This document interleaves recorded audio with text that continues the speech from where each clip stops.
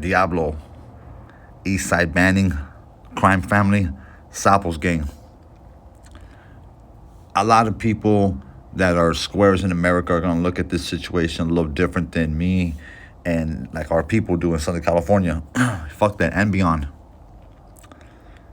The homie Diablo in the most recent years or more recently was hemmed up, got hit for a murder. And that's all documented, so you guys can go and check it out and do some real good homework. But right here, I wanted to bring it back to the music and why we do support him unconditionally and why I think it's important for people to kind of hold their criticism, if they do have criticism, you know, keep that shit to yourself in private. Because a lot of us, this kind of music he's fucking was rapping about for the past, what, like 8 years? I first heard about him with the Empire Rider homies doing their thing. And we support anybody that's Southern California blew it up. Especially the homies that are about like 10 minutes from my pad. Like I'm literally like about, because where I live right here, I'm down the street from their neighborhood. I'm in the Valle de Coachella, so it's a little drive. You know, maybe about 25 minutes to 30, not 10. If I speed though, it could be different. But for us out here, certain people had to approach music different. Their lyrics are therapeutic, but they're in a way a constant reminder in our everyday life that this vato is relatable. Whether it's our son, our brother, our dad, our primo, our uncle. For the homies that know what I'm talking about, we can relate to Diablo's story, his music, and the message he's pushing out there. And he's a people's champ.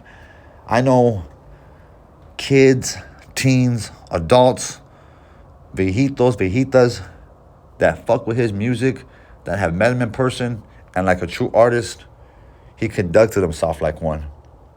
Obviously, the gang culture is always gonna be priority to a lot of people's lives, you know? I'm not speaking for him, but I'm just saying in general, this is what you sign up for, you know? So when we hear his music, when you hear about the Vato Diablo in real life, real name Jason, the chances are if you move around in Southern California, you're probably going to run into him. If you have social media, you could reach out and he'll probably respond back to you. Not too many artists in the gangster rap category are that acceptable. Or what's the word? Accessible. And I'm going to always support the homie because he's made some classic music that, I mean, he's pretty much locked up for life, it looks like. Man, but that's what it's looking like. He might not come home. I don't want to say it like that, you know. It's kind of fucked up to say, but I mean, he gave us so much fucking classics. So throughout the years, when the times were changing, the trends were changing, his fucking music was fucking maturing and was getting better and better and better. And the shit he was talking about, he was giving you more of an insight of his like point of view on shit, the way he looks at life, the way he approaches certain situations, man. I really felt like most of his songs could have been little like, you know, mini movies and shit. One of the tracks that the youth started fucking with real heavy, you know, one of his top tracks on the streets and on YouTube and just period, Bitch, I'm from a gang. That was just one of the best fucking tracks we ever heard. Because you gotta remember that track From a Gang, it was keeping like that traditional Chicano gangster rap style alive, man. You know, we dress and we talk a certain fucking way, and that's just relatable. I fuck with the new generation music, so I'm not like the other Vatos.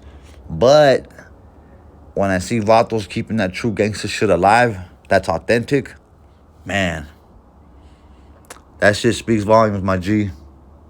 Free Diablo, man. Shit ain't fair. Y'all send some support, man. We're going to send some letters, and I highly recommend people send money so that we can contribute to him having a little bit of money while he's locked up, man. I say it with my own people, and it should be for these legends in the Chicano rap game, man. Financially, if you guys can, I'm going to put the info out there. If you guys want to write him a letter, I highly recommend my people do it. And if you do it, show me proof you guys did, man. I'm gonna bless you with some merch. And if you're of a certain age, we can meet at a dispensary. I'm gonna bless you fat. We always said our support, our respect to Crime Family, Empire Riders, everybody connected with the Eastside Banding Gang and the Diablo movement, man. We're supporters in real life. We bump his music in real life. We watch his interviews every fucking day.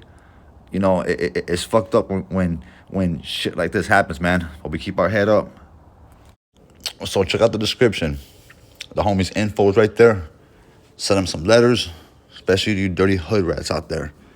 And, you know, the fans out there who really appreciate his music.